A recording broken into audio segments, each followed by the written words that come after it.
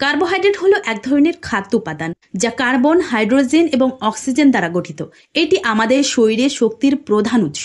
সারাদিনের কাজ করার জন্য আমাদের যে শক্তির প্রয়োজন হয় সেটা আমরা এখান থেকেই পাই। শক্তি সরবরাহ করে কার্বোহাইড্রেট। এটি শরীরের জন্য অপরিহার্য মাইক্রোনিউট্রিয়েন্ট। এইসব ফল, সবজি, শস্য এবং দুগ্ধজাত খাবারে বেশি পাওয়া যায় এই কার্বোহাইড্রেট। তো শরীরে শক্তি বৃদ্ধি করতে চাইলে কার্বোহাইড্রেট যুক্ত খাবার অবশ্যই খাদ্য তালিকায় রাখতে হবে।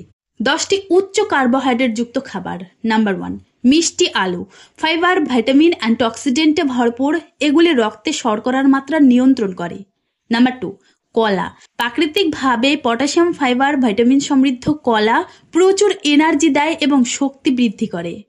নাম্বার 3, ডাল। উদ্ভিদ ভিত্তিক প্রোটিন এবং ফাইবার সমৃদ্ধ এই ডাল, যে কোনো ডাল, সেটা মসুর হোক কিংবা ছোলা, অন্ত্রের স্বাস্থ্যের জন্য ভালো। পেটে খারাপ ব্যাকটেরিয়া দূর করে ডাল। নাম্বার 4, কুমড়ো বা কুমড়োর বীজ।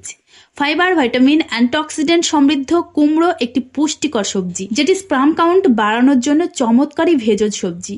Number 5, beetroot.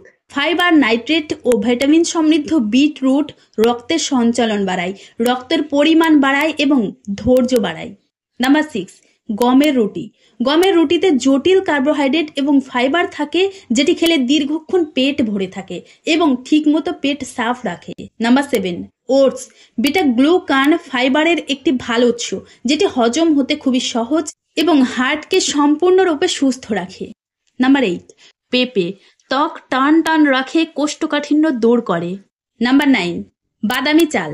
পুষ্টিগুণে ভরপুর একটি আস্ত শস্য দানা, যাতে প্রচুর ফাইবার এবং প্রয়োজনীয় খনিজ পদার্থ রয়েছে। এটি কোষ্ঠকাঠিন্য দূর করে, হজম শক্তি বাড়ায় এবং এটি খুব দ্রুত হজম হয়।